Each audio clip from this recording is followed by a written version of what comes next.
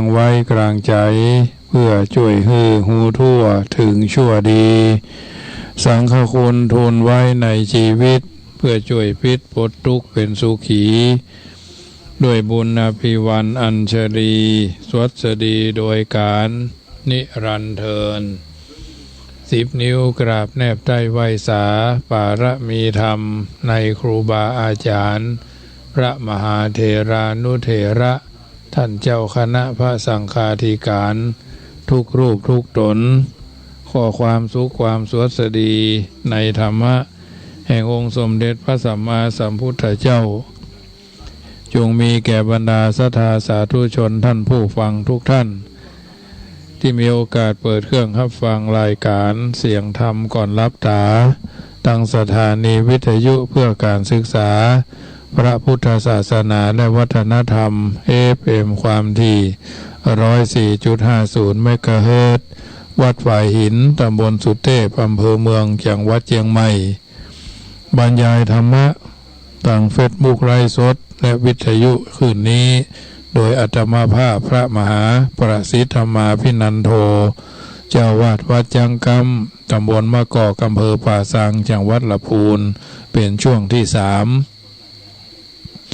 ช่วง5 โมงถึง6 โมงเป็นช่วงที่1เสียงธรรมนำสุขช่วง6 โมง10 นาทีถึง7 โมงเป็นช่วงที่2เสียงธรรมนำสุขช่วงที่3เป็นเสียงธรรมก่อนรับตาวิทยุขึ้น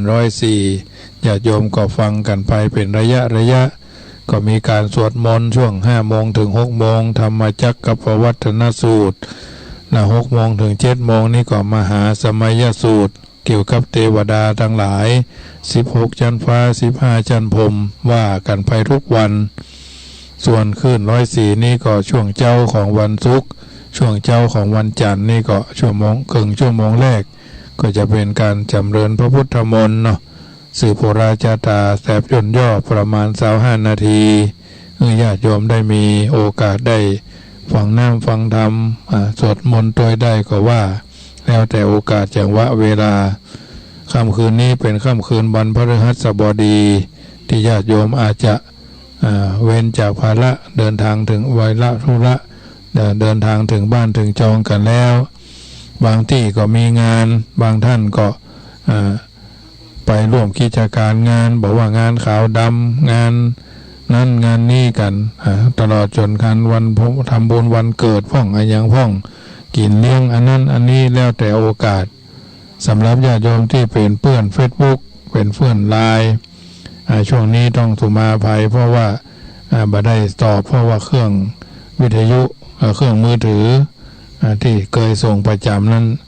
อยู่ในสว่างที่อยู่ห้องซ่อมนะแต่เจ้าเอาไปซ่อมจะได้วันเสาร์พุ่นบ่ายก็ต้องขอสุมาภัยใจเครื่องซัมซุงอยู่ก็เลยดึงซีมออกมายังบ่ได้ย้ายข้อมูลยังเดิมก็คงจะเป็นวันจันทร์วันอาทิตย์เริ่มส่งอย่างใหม่แต่ขึ้นเครื่องซัมซุงนี่ก็คงจะส่งเท่าที่ส่งได้บ่ต้องน้อยใจแต่เจ้าโยมแม่เชียงใหม่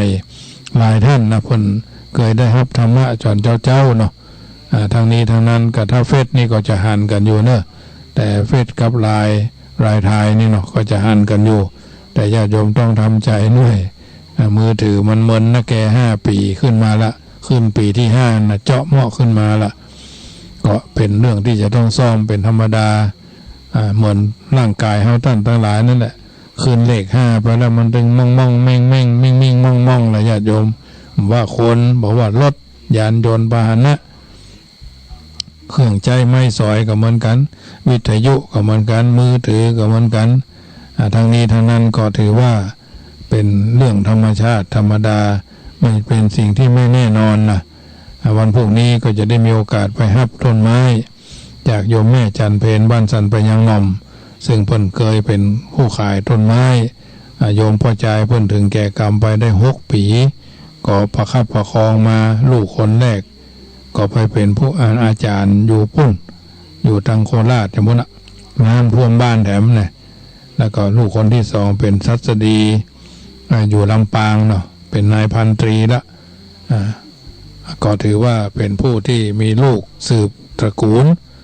หลานเลินก็บ่ได้อยู่เลยเตือแบ่งที่บ้านที่จองเพิ่นจะแปลกปลูกบ้านใหม่ก็เลยถ้าเพิ่นประเดี๋ยวนี้เพิ่นก็อายุ80ละปีหน้านี่ก็80ละ79แล้วเนาะ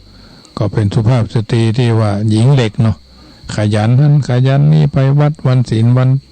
เสาร์วันอาทิตย์ก็ไปวัดไปสวดมนต์วัดป่าลำไยเนาะวัดพระธาตุละปูนบางทีก็ไปหลายวัดเพิ่นไปเพิ่นมาวัดจังกำนี่ก็หลายเตื้อนำกัลยาณมิตรเพิ่นมาทำบุญตรงนั้นตรงนี้กันอยู่เรื่อยๆเป็นสายบุญเนาะอันนี้ก็เป็นลูกศิษย์ลูกหาท่านอาจารย์อนาลัยอนารโยโดยเนาะวัดหนองเงือกใกล้ๆกันเนี่ยถึงขอเพิ่นก็ได้มอบหลายสิ่งหลายอย่างวันพวกนี้เราจะได้ไปรับต้นไม้ก็มีหลายต้นร่วมเอารถไป3กัน3รถกระบะนะ6ล้อกัน4ล้อ2กันก็คงจะเยอะเมื่อกี้ไปพอเมื่อแรงนี่หลังจากที่ไปคุมสอบนักธรรมแล้วก็ลวดไปพอ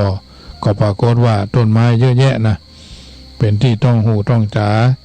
อันนี้ก็ถือว่าเป็นส่วนหนึ่งที่จะได้เอามาเป็นห่มเป็นเงากับวัดกับว่าต้นไม้คือต้นไงห่มเงาก็มีต้นไม้เป็นยาก็มีเนาะตลอดจนที่โยมเพิ่นเวียงหนองล่องเพิ่นหวานทุเรียนหนังนะก็มีอยู่ 2-3 ต้นของโยมพ่อที่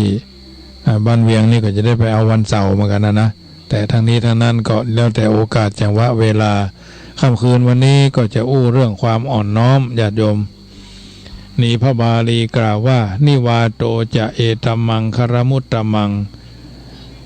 เบื้องต้นควรทำความเข้าใจว่านิวาตะก่อนนิวาตะนี้แปลว่าบ่มีลมหรือลมออก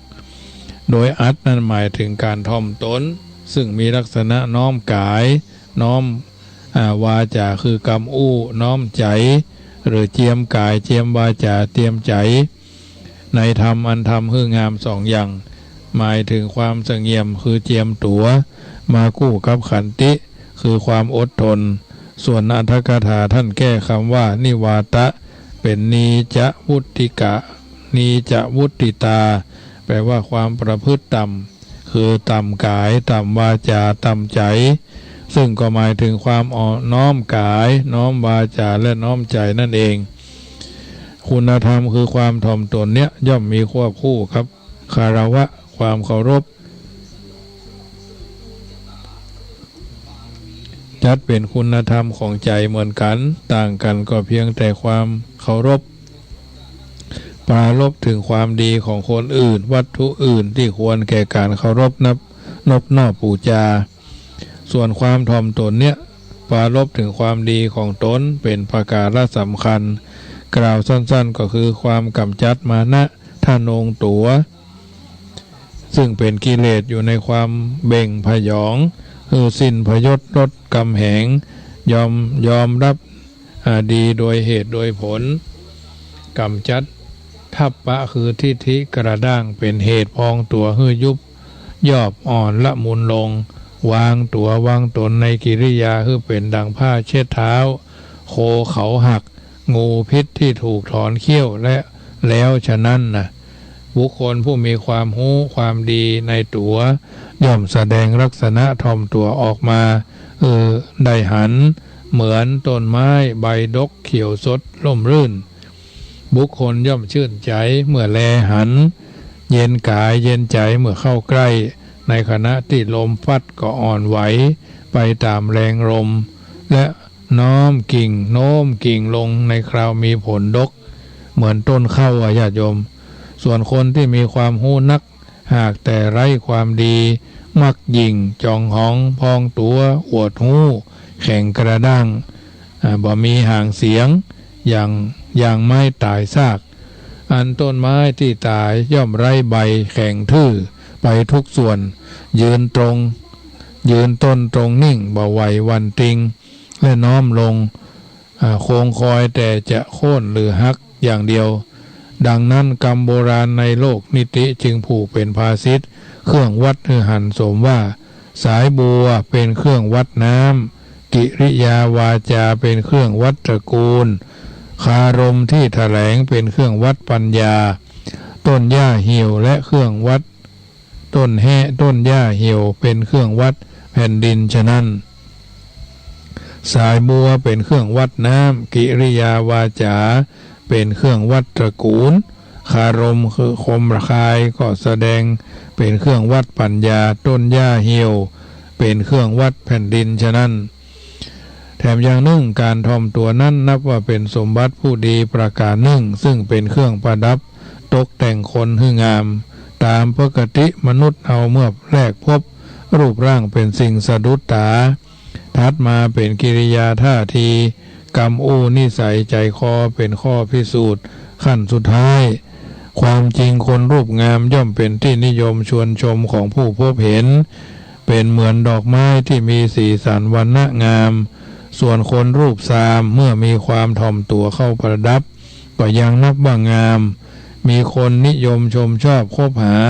อุปมาเหมือนทุเรียนเสี้ยนนอกแต่เนื้อในดีนะความถ่อมตัวเนี่ยญาติโยมขยายออกเป็นการถ่อมกายถ่อมวาจาถ่อมใจในลักษณะสามอย่างกิริยาอ่อนน้อมวาจาอ่อนหวานจิตใจอ่อนโยนข้อที่ว่ากิริยาอ่อนน้อมเป็นจะใดก็คือกิริยาถ่อมตัวบ่ลดตัวลงจนเกินควรบ่ถือตัวจนเกินงามมีกิริยาละมุนละไมต่อคนทั่วไปทั้งผู้ใหญ่ผู้เสมอกันและผู้น้อยเป็นผู้รู้จักประมาณตัวกิริยาไม่กระด้างหัวดื้อถือตัวบ่มีความเย่อหยิ่งจองหองพองขนตีตนเสมอท่านบ่ฟุ้งเฟ้อเห่อเหิมลบหลู่ดูหมิ่นทินแคลนคนอื่นวางกิริยาอัจฉาใส่ตามที่เหมาะที่ควรกิริยาอ่อนน้อมย่อมเป็นเหตุนำมาซึ่งความเจริญและเป็นเครื่องหมายของคนดีเมื่อมีในผู้ใดส่องความว่าผู้นั้นเป็นคนดีคนดีที่คนดีย่อมรักษาความเรียบร้อยความสะอาดย่อมเป็นผู้มีสง่าราศีมีกิริยาเป็นที่ฮักและเป็นนักเสียสละถ้าบ่มีมาในผู้ใดผู้นั้นย่อมบ่เรียบร้อยสกระปรกบ่มีสง่าราศีและมีกิริยาเป็นที่ฮักข้อที่ว่าวาจาอ่อนหวานนั้นหมายถึงคำพูดไพเราะดูดดื่มออกจากใจอันสะอาดเป็นคำอู้หวานหูชูใจผู้ฟังให้ชื่นบานเป็นมหาเสน่ห์มหานิยมแก่คนอู้ฮือคุณแก่คนอู้ฮือประโยชน์แก่คนฟังเป็นไปเพื่อการสร้างสรรค์มหากรานการทั้งปวงพึงเอาชนะด้วยคำอ่อนหวานพายุย่อมมหากรานก่อหญ้าที่โอนอ่อนไปตามฉันใดแม้คนผู้มีวาจาอ่อนหวานก็ย่อมบรรทุกฮักรานฉะนั้นแถมอย่างหนึ่งการโอภาปราศัยด้วยวาจาไพเราะอ่อนหวานนั้นนับเป็นสมบัติผู้ดีในการแสดงออกของพระเวสสันดรตอนชูชกมาขอสองกุมารโดยการฮื้อยินดีด้วยน้ำเจิญฮื้อล้างเท้าและเข้าไปในอาสมฮื้อกินพราผลไม้ป่าและฮื้อดื่มน้ำใสเย็นเย็นเป็นการโอภาปราศัยของคนดีโดยที่บรังเกียจว่าชูชกเป็นยาจกชั้นต่ำนอกจากนี้ยังเป็นอุบายวิธียึดเหนี่ยวน้ำใจผู้ฟังทั้งผู้ใหญ่ทั้งผู้น้อยฮือผู้ใหญ่ผูกไมตรีกับผู้น้อยได้สนิทสร้างความผูกพันและความภักดีได้ดีกว่าอำนาจและเงินตราข้อที่ว่าใจอ่อนโยนก็คือใจนอบน้อมระมุนระม่อมทอมตัวสงบเสงี่ยมสุภาพเรียบร้อยมีเมตตากรุณาปราณีโอบอ้อมอารีเป็นคนเข้มแข็งบ่ใจแข็งกระด้างเป็นใจอ่อนบ่ใจอ่อน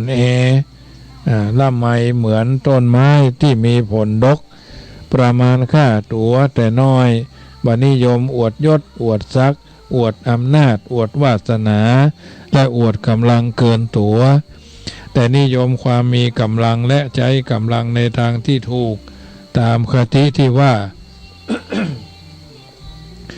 จงมีแรงเหมือนยักษ์แต่อย่าใช้แรงอย่างยักษ์ความอ่อนโยนเป็นสมบัติของคนดีนะ จงมีแรงอย่างเหมือนยักษ์แต่อย่าใช้แรงอย่างยักษ์ความอ่อนโยนนี้เป็นสมบัติของคนดีคนดีย่อมมีใจมั่นคงนักแน่นบักวัดไกวบักวัดแกว่งบ่ยอมปล่อยใจให้ฟุ้งซ่านบ่บันดาลโทสะให้เสียกิริยามีความเคารพยำเกรงพ่อแม่ครูบาอาจารย์ยอมรับนับถือผู้ใหญ่มีใจเมตตาผู้น้อยกับทั้งเป็นคนมีอัธยาศัยกว้างขวางเข้าไหนก็เข้าได้มีความเข้าใจดีมีความว่องไวไหวพริบรู้เท่าถึงการองอาจกล้าหาญรักษาความสัตย์รักษาความเป็นระเบียบรู้หน้าที่อดทนในการทำงานรวมถึงการบ่เพียงแต่จะหวังคนอื่นหวังต้องเพิ่งตนเองอยู่หูคุณคนอื่นแล้วตอบแทนคุณปลื้มใจเมื่อทำบุญคุณความดีมีความละอายใจเมื่อทำบาปและอุจักลดหย่อนผ่อนผันลดหย่อนผ่อนปรนอันที่จริงญาติโยมสาธุชนไม้ลำเดียวกันยังต่างป้องพี่น้องก็ต้องต่างใจ10 คนก็10ความรู้10 คนก็10ความคิด10 คนก็10อารมณ์10 คนก็10ความเห็นงามตามใจเห็นใครไม่เห็นพ้องกับตนก็ไม่ควรด่วนโกธาอาฆาตพยาบาทจองเวรแถมอย่างหนึ่งนิวาตะความถ่อมตนย่อมมีผลสืบเนื่องมาจากขันติอันแปลว่าความอดทนจึงจะเป็นบุคคลผู้สงบเสงี่ยมและงดงามที่แท้จริงได้ในที่นี้ขันติธรรมมีอัตเป็น3 นัยยะขันติธรรม1อดทนคุณธรรมข้อนี้มีความหมายลึกซึ้งทั้งอดทั้งทนความจริงบุคคลผู้อุบัติมาในโลกนี้ย่อมมีความรู้สึกนึกคิดอยู่2 อย่างเท่านั้นคือความชอบกับความชังเป็นอย่างใดอย่างหนึ่งเกิดขึ้นถ้าบ่อดในกาลเวลาที่ควรอดหรือไม่ทนในเวลาที่ควรทนความเสียหายก็เกิดมาตามเช่นบุคคลบางคนอยากจะกินก็กินอยากจะนอนก็นอนอยากจะซื้อก็ซื้อเป็นต้นถ้าเป็นเรื่องที่เหมาะสมบ่มีโทษก็พอจะทำเนาเอาพ่องแน่นอนอยากจะถ้าเกินพอดีก็เป็นเหตุที่เกิดมีทุกข์เหมือนคนไข้กินของแสลงเพราะฉะนั้นแม้ถึงข่าวทนถ้าบ่ทนก็เกิดความเสียหายบ่ทนต่อลมฟ้าอากาศหนาวก็นอนร้อนก็หนีบ่ทำงานบ่ทนต่อคำนินทาว่าร้ายก็จะกลายเป็นความทะเลาะวิวาทบาดหมางแม้เป็นเจ้าอาวาสก็เช่นเดียวกันโดนคำเปิ้นว่าศรัทธาเปิ้นติก็บ่ได้ติงก็บ่ได้อย่าเอาหันโซเชียล2-3 วันเนี่ยอดทนบ่ได้โต้ตอบกันไปโต้ตอบกันมาแม้กระทั่งที่พระเจ้าประสงค์รูปหนึ่งให้ว่าบ่มีกฐินก็ว่าไปแถมอย่างหนึ่งแถมวัดหนึ่งได้กฐินบ่ถึงล้านก็เอาทำละเปิดเฮาว่าทำศรัทธาไทยให้เสียอันนี้เป็นเรื่องที่จะต้องใจชวนะปัญญาในญาติโยมใจปัญญาไตรตรองฮือทองแท้นะนิสัมมะกรณังไสโยใคร่ครวญเหี่ยก่อนแล้วจึงทำเป็นการดีทางนี้ทางนั้นก็ดุลพินิจของแต่ละคนเนอะอันนี้คือความอดทนอดกลั้นก็คืออดใจบ่ปล่อยใจให้ตกเป็นทาสของความอยากปัจจุบันเนี่ยมีเครื่องยั่วยวนยั่วยุมากทางตาได้หันหูได้ยินเสียงหูดังได้ดมกลิ่นปากได้จิ้มรสผู้มีความอยากเป็นเจ้าหัวใจบัดลดบัดละบัดคืนตัวก็คือว่าชอบใจตามความอยากจึงตกยากบ่รู้ตัวชาติบ้านเมืองเจริญจ้าอาชญากรรมเกิดขึ้นหลากหลายก็เพราะบุคคลมีใจมามีน้ำอดน้ำทนอดออมก็คืออดเปรี้ยวไว้กินหวานอดสารได้ซ่านะรู้จักวิธีรักษาคบหาสมาคมชีวิตจะพอเหมาะพอควรสมเด็จพระสัมมาสัมพุทธเจ้าพระองค์ทรงอยู่เหนือโลกแต่ยังทรงห่วงใยคนในโลกต้องการให้คนในโลกครองเรือนครองโลกอย่างผาสุกเช่นทรงเตือนว่า ทาริทิยังทุกขังโลเกความจนเป็นทุกข์ในโลกอินาทานังทุกขังโลเกการเป็นหนี้ก็เป็นทุกข์ในโลกปฏิรูปการีทุระวาอุทาตาวินทเตทนังคนขยันทำงานเหมาะกับกาลเวลาย่อมหาทรัพย์ได้เฉพาะในปัจจุบันประเทศชาติบ้านเมืองกำลังประสบภาวะวิกฤตเศรษฐกิจสัพพะร้อยอันปันอย่างบางทีบางครั้งมีคนตกงานหันเขาก็หันเขาก็หู้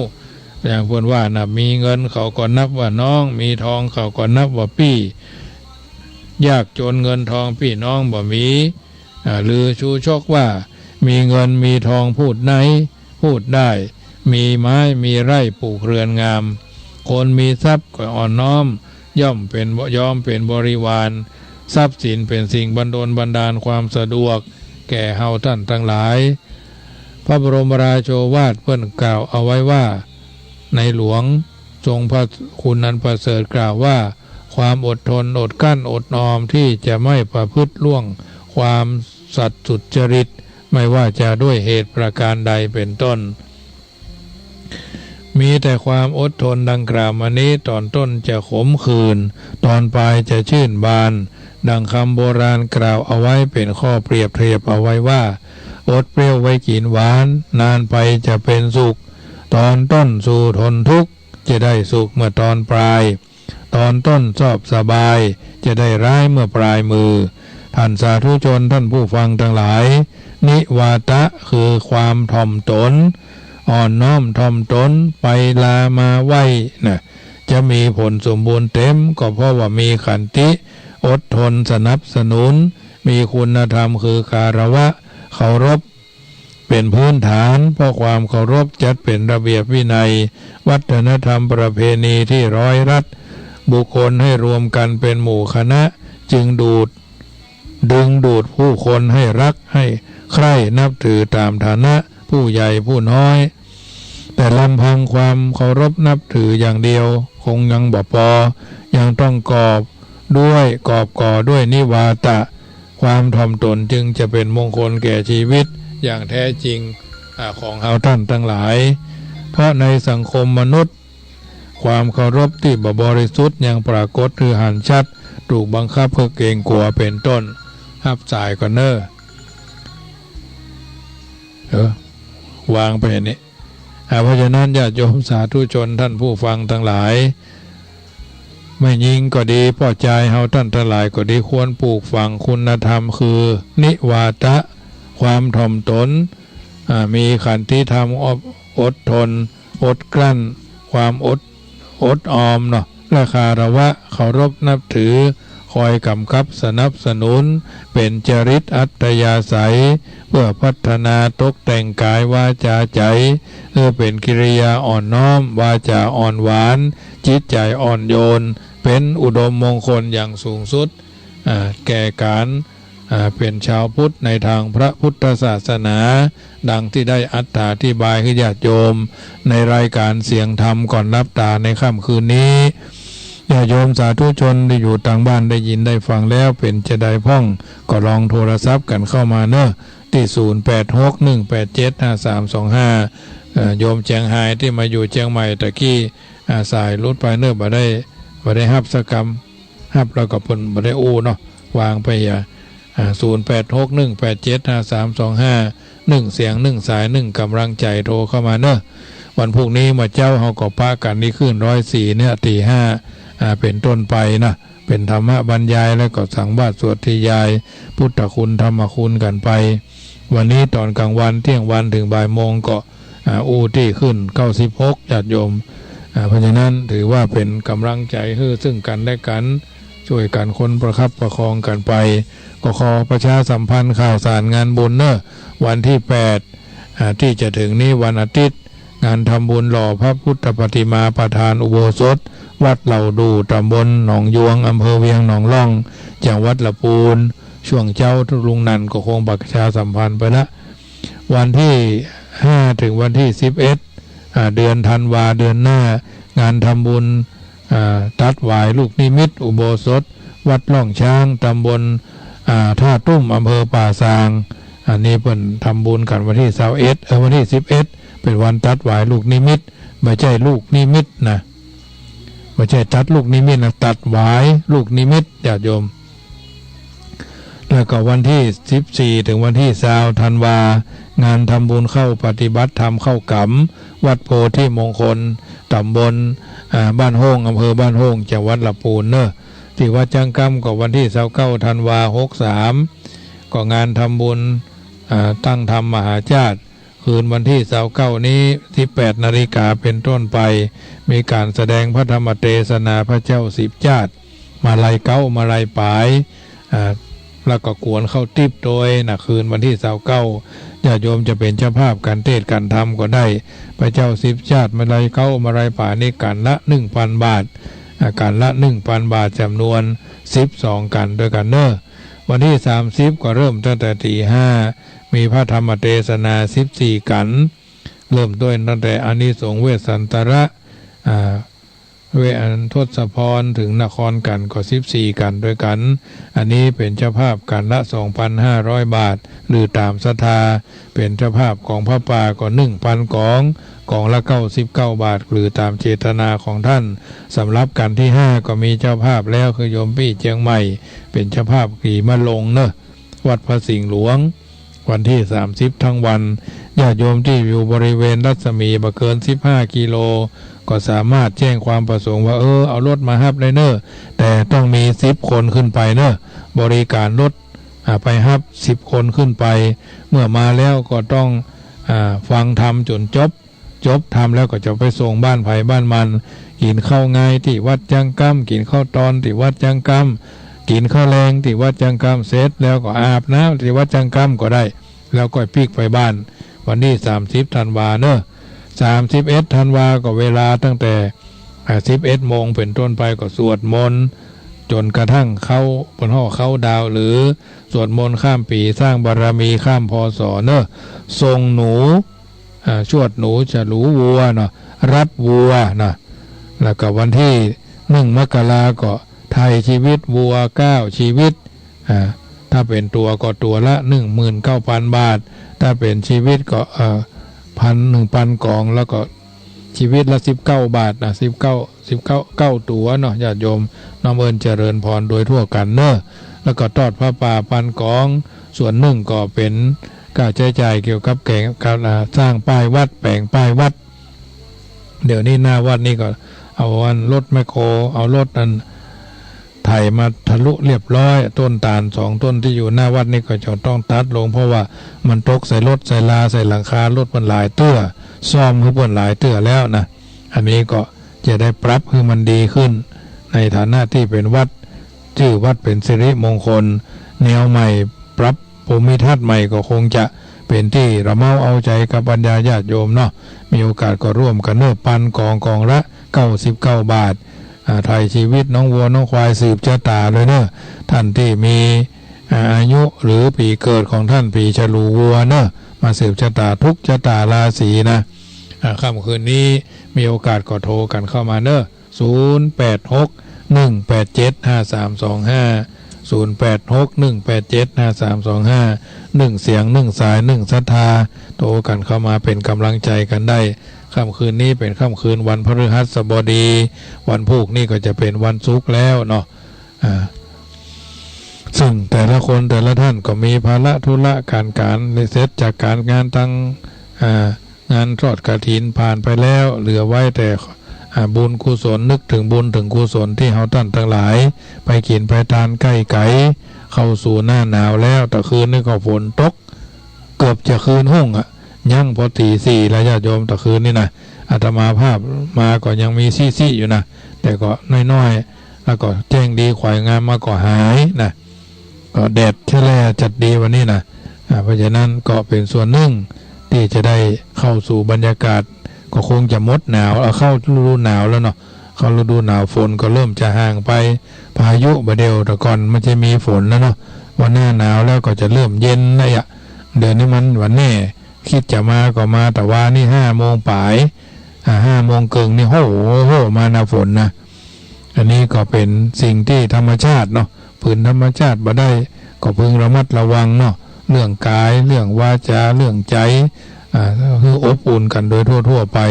อันนั้นมีโอกาสก็โทรกันเข้ามาเนอะ0861875325สำหรับปลายปีนี้ก็ยังว่านะภัยจะมานอนก็ได้นะคืนวันที่29ประมาณ74ก็คงยังไม่เป็นพ่อจานฮื้อเนอะที่วัดจังกำนี่นะก็มีการถ่ายทอดขึ้น104เหมือนกันหลายสิ่งหลายอย่างที่ญาติโยมสาธุชนในทิศทั้งสี่มากินมาทานด้วยกันบางท่านเพิ่งก็จะมาก่อนจะได้ตั้งกองได้ตั้งต้นแจกต้นไปประมาณ64จุดเนี่ยเนาะ64สายบุญนั้นต่อได้ก็แล้วแต่ไผใครได้ไม่เพิ่นฮ้อไม่กีบแบ่งเนาะแล้วก็แจกกันจะแจกกัน64แก่นพร้อมตั้งท่านก็ปักต้นกันมาเนอะอยู่จุดไหนโมงใดก็จะเอาไปไล่แจกจะโทรศัพท์ถามว่าขอปักต้นสักต้นเนอะเป็นแจกกันเนอะไปแจกต้นนะท่านก็เอามาตานก่อนก็ได้วันไหนก็แล้วแต่ซึ่งปัจจัยทุกบาททุกสตางค์ส่วนหนึ่งก็จะเอาชำระค่าที่ดินเดี๋ยวนี้เหลือ900,000ที่จะต้องชำระที่ดินให้เพื่อนญาติโยมมีโอกาสก็ร่วมกันได้จากเดิม1 ล้านก็เหลือ900,000ที่จะต้องชำระท่านเศรษฐีใจบุญในทุนใจดีก็ร่วมกันสร้างบารมีร่วมกันได้บางสิ่งบางอย่างเมื่อซื้อแล้วก็ไม่ใช่เป็นของอาตมาก็เป็นของวัดถ้าเฮาบ่ขวางเฮาบ่คัดไว้ก็ที่วัดก็ไปทางหน้าก็จะมีหลายสิ่งหลายอย่างมันเกิดกับวัดกับวากับศาสนาไปบางโทนบางท่านพอดีก็มีญาติโยมเพิ่นร่วมทำบุญมาแถม100,000ก็เป็นจำนวนเหลือแถม900,000ที่ยังจะต้องชำระเพิ่นอันนี้ก็แจ้งให้ญาติโยมมีโอกาสร่วมกินร่วมทานกันได้คนละเล็กคนละน้อยคนละนิดคนละหน่อย10 บาท20 บาท100 บาท1,000 บาทก็แล้วแต่บางสิ่งบางอย่างเขาจะไปคำนึงถึงปัจจัยเนี่ยจนเกินไปอย่างเรื่องกฐินที่เขาหันกันนั่นแหละจนเจ้าฟังท่านครูบาอินทร์ขึ้น96โดยพ่องก็ได้หลายที่หลายทางซึ่งสไตล์ไผ่สไตล์มันธรรมะจากพระพุทธศาสนาลูกศิษย์พระพุทธเจ้าองค์เดียวกันอัตลักษณ์มาเหมือนกันแต่มีจุดเดียวกันคือยกระดับจิตญาติโยมสาธุชนได้ยินได้ฟังกันโดยมาโดยตลอดเนอะมีโอกาสก็ร่วมด้วยช่วยกันวันที่1 มกราทอดผ้าป่าปันกองเนาะหรือเป็นเจ้าภาพที่ดิน7,000 ตารางเมตรละ200ธรรมาภาพก็ประชาสัมพันธ์ไปตามหน้าที่เพิ่นเฮาว่าสร้างบุญสร้างกุศลทำบุญสร้างกุศลทำคนเดียวก็ได้มนุษย์สมบัติบอกกันก็ได้บริวารเฮาก็ทำบริวารก็ทำได้สวรรค์ได้สวรรค์สมบัติล้มหายตายจากจิตใจดีจิตใจงามจิตใจบดังบ่พ้อยก็ได้นิพพานนะนิพพานคือออกจากป่าคือความโลภป่าคือความโกรธป่าคือความหลงเป็นต้นเพราะฉะนั้นค่ำคืนนี้อาตมาภาพก็คงจะดำเนินรายการมาพอสมควรแก่เวลาก็จะได้ค่อยจะถึงมีอันใดอันหนึ่งก็สามารถโทรศัพท์หากันได้เมื่อจบรายการไปแล้วก็ดีทั้งนี้ทั้งนั้นก็ถือว่าร่วมด้วยช่วยกันเนาะ1 เสียง1 สาย1 กำลังใจอยู่จุดไหนโมงใดมีโอกาสก็โทรหากันได้สิ่งละอันพละน้อยที่เฮาท่านทั้งหลายร่วมกันนี่ก็เป็นกำลังใจให้ซึ่งกันและกันค่ำคืนนี้ก่อนจะรับจะนอนมีพุทธมนต์คาถากล่าวก่อนที่ท่านทั้งหลายจะรับนอนเอาไว้ว่าก่อนท่านนอนภาวนาสาธุพระว่านะมะพะทะอย่าเฉยไฉเป็นหัวใจนะโมเตโชชัยป้องกันภัยยามหลับไม่อับจนเมื่อล้างหน้าอย่าล้างเปล่าเอาสิริเสกพุทธสังมิก่อน3 หนตำราว่าเป็นมหาชัยมงคลทิพมนต์คุ้มกันอันตรายจะจากเรือนคันใครที่อยู่ถึงประตูยืนหยุดจุดที่หมายภาวนาสุขโตโพธิยายแล้วผันผายได้พิพัฒน์สวัสดีอีกจะพระกะสะปัทมังเป็นมนต์ขังเป่าปัดกำจัดผีทั้งปีศาจพูดพายร้ายการี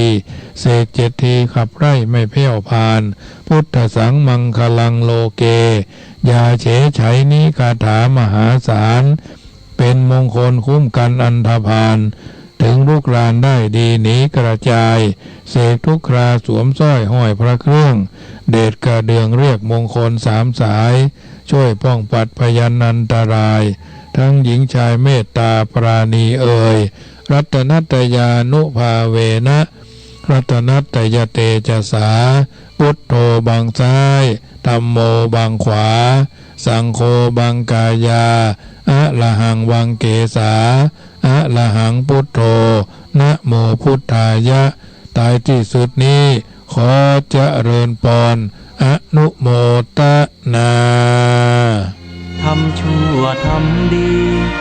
ล้วนแต่มีผลกรรมใจอำนาจใจสติครองไว้อย่าผิดพลาดเพลิด